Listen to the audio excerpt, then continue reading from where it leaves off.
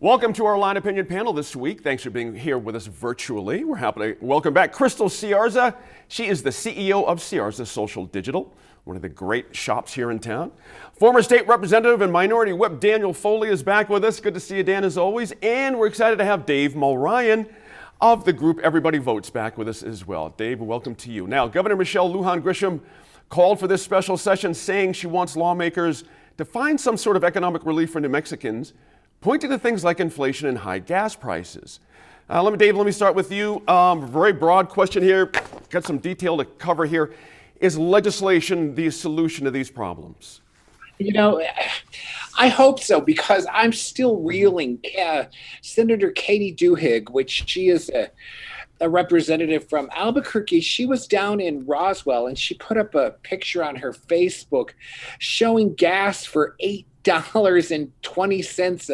a gallon. And I was like, and of course everyone jumped on and said, oh, this can't be true. And it's like, but she's like, look, I just took the picture myself. It is true.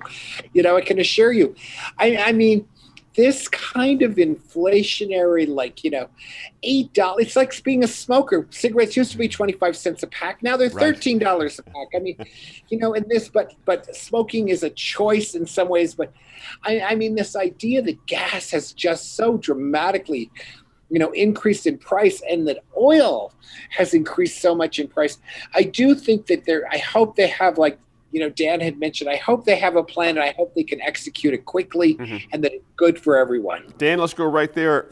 Can this be executed quickly? There's some things to be discussed here. How long should this special take to get through this? Well, I mean, as is usual, Gene, and why you're one of my closest friends out there, you love to ask these really quick questions that are super loaded. So, I mean, can it be answered? I mean, we could have an hour-long show about can the legislature solve our economic woes with a special session or passing legislation. I would say this: when the Democrats or Republicans, this is not a partisan attack on the Democrats. They are in charge in New Mexico, right? Mm-hmm. When one party is in charge of the legislature and the executive, normally when they have special sessions, everything is greased because you don't want to embarrass anybody, right? You don't want to go in and have this long drawn out fight where the opposition party is going to say, look, these knuckleheads can't even get together for a meeting, vote them out of office. So normally you come together for these times. There's long meetings leading up to this. And when they announce it, they've reached a compromise to say, here's the 5 things we're going to do. Now, I will also say it's not uncommon for them to say, here's the 5 things we're going to do. And I'm not saying there's 5, Gene. I'm just hypothetically giving you that. Here's the 5 things we're going to do, and we'll spend a few hours letting the minority and the majority argue over these 2 things over here. But we will pass these 5 things, and we'll get some media time on the 2 other things. I would suspect this special session, I mean, working-wise will probably last a day and a half. It'll probably take them 3 or 4 days total. By the time they get up there, they form, they get their committees, they print stuff up. They come back in. I would say, it's probably going to be a 3 days, 3 day max session. Okay. Crystal, there's a feeling out there this special is about appeasing members of her own party, meaning our governor, after she vetoed that $50 million funding bill that included money for senior centers and all other things. Is that really from the outside looking in, do you have that same sense of this?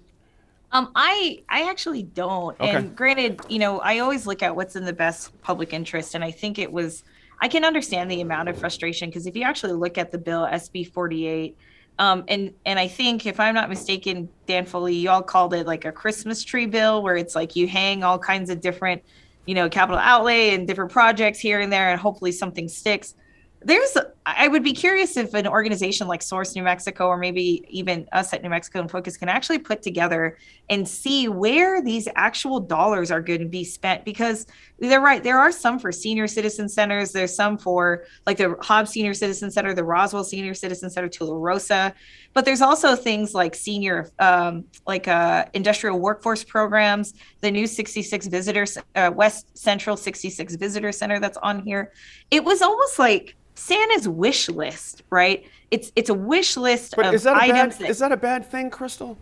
It is and it isn't, right? And like as a because, for example, it's a bill that nobody can say no to. And of course, the optics of the veto looked really bad for the governor, without a doubt. But like, I'm looking at this right now, $100,000 to coordinate revisions to the Family Violence Protection Act. If you're against family violence protection, you've got to be a piece of work if you're going to be against it. So it's kind of like a catch-22. It's like, you can't veto this bill completely, but you also have it's managing expectation and managing the needs of different communities. I find this bill very fascinating because I'm curious to see the transparency of it all. I even know that some of the funding is going to benefit some of the nonprofits that I'm a part of, or causes that I care very deeply about. So it's kind of a catch-22 bill that's like, if you say no to it, you are going to make some significant detrimental problems with some of the infrastructure that some of these community services needed. But at the same time, you've also got $600,000 to start new departments that are in here, and departments that might not need to be prioritized. I hear you loud and clear, Crystal, but timing is interesting. The governor knew all that stuff was headed her way. All right? It wasn't like they dropped this bill in her desk and she was like, oh my gosh, what is this? She could have fired a warning shot early in the proceedings and said, guys, you know, the way you're going about this is not going to work, but she didn't choose to do that. It's just, so here we are. It's all very interesting. Let me go back to the reason we're having this special, though, and that is the gas tax. And Dave, let me ask you about this. There's a possibility of one-time checks of $110 to $160 for each tax filer, or twice that for couples. There's some nuance there depending on your income, 75 grand, you know, all this. Let me ask you this. My personal opinion is whoever let this number out made a big mistake, a huge mistake. Here's why. We're the 5th largest state in the union. We already know it's killing rural parts of our state, residents trying to get to work on gas. Other states are proposing 3 to 4 times this amount in states that are vastly smaller than ours. So now we get this situation where someone's going to have to go into this special and say, guys, whoever proposed this 110 was not thinking clearly. We need a whole lot more money than this, and that's going to be a difficult conversation in my view. I'm curious what your thoughts are on that, this rolling out of this number so early. I mean, let's face it, $136 to buy gas when gas is approaching $10 a gallon isn't going to get you very far. And if we're going to go through all the rigmarole of having the special session, you know, I mean, it's a double-edged sword, literally, in New Mexico. On the one hand, the price of oil benefits the state, and the price of oil really hurts people in rural areas who have to spend so much on gas for driving. But let's put it this way. I would say go big or go home. If you're going to do it, people $1,500, give people $2,000. Wow. Make it so that they can in rural areas. And, you know, if we have the money, and it appears we do have the money, the state is in pretty good shape fiscally. I mean, the idea that it's one of those types of economic incentives that if you're a person who needs to, you know, sort of, this can complement a budget and you can spend it, it's going to be an immediate stimulus to the economy. That cannot be a bad thing. Daniel, what do you make of that price? $110 for someone that's spending $110 a week on gas. But this is the question we talk about all the time, right? I mean, we're going to be safe because they get 1 week's worth of gas. Why don't we have a special session that talks about why we're in this situation? Thank you. Why don't we talk about addressing the real root causes of why gas is $7 or $8 a barrel? What can we do, you know, not only in New Mexico, but nationally to address this, right? Why don't we meet and put some pressure from our state on the feds and say, listen, we got to open up whatever the answer is. Obviously there's going to be different opinions of what that is, and I'm not trying to change the direction of the conversation, but I just think this is another example of why, you know, I don't think the answers to our problems come out of elected officials necessarily. I think they create bigger problems, right? We got this problem, we'll throw a little money at it, we'll make you happy right now, but we'll do nothing to address the root cause of the problem. We see it with how we've dealt with mental health in this state. We see it how we deal with education. We see it how, I mean, we could rattle off 50 issues over the course of the time that I've been on the show, let alone since I've been in the legislature, that we have this massive issue, and the answer is throw a little bit of money at it and we'll all kind of put some, like they said, we'll put some lipstick on the pig. At the end of the day, it's still a pig, right? I mean, we have done nothing to address the problem. The real problem is what are we going to do to address the fact that it is unbelievably expensive to travel through a state that is such a poor state, and that we expect people to get jobs in places where they choose to live, where they don't even have high-speed internet,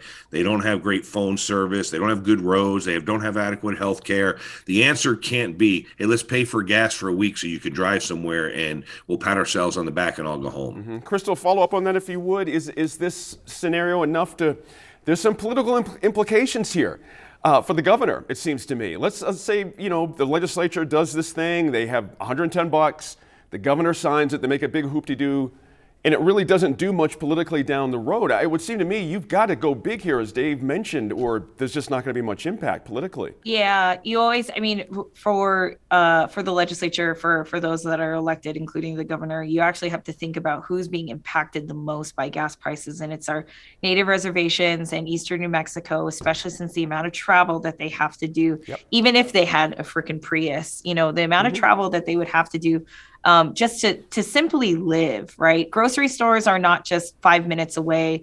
You don't have the convenience of places like DoorDash and Instacart. You've got to drive 45 minutes to an hour to the closest grocery store, or even 2 hours to the nearest Dillard's. And so they're going to be very much impacted. That their opinion, what the citizens of rural New Mexico, basically anybody outside of Albuquerque and Santa Fe, should absolutely outweigh what those in Las Cruces, Rio Rancho, Valencia County, et cetera, their opinion matters most. And so I hope that the legislators in those specific areas would actually speak up more and find out what the community really needs. Because I can't imagine that if you live in Cuba, New Mexico, where there's one little convenience store and you need the necessary goods for hospital, healthcare, doctor visits, et cetera, to be denied the ability to actually drive to Albuquerque for your doctor's appointments because you can't afford the gas is going to be really monumental. That no matter if it's an elected official that makes this change, or if it's you and me, the general public, their opinion about how much they should receive matters most above anybody else's. That's my genuine take on it. Good final note there. That's all the time we have for that topic this week, but we'll be watching when the special starts April 5th. We'll check back in with the line panel in less than 20 minutes to talk about the lead up to the state's first legal cannabis sales.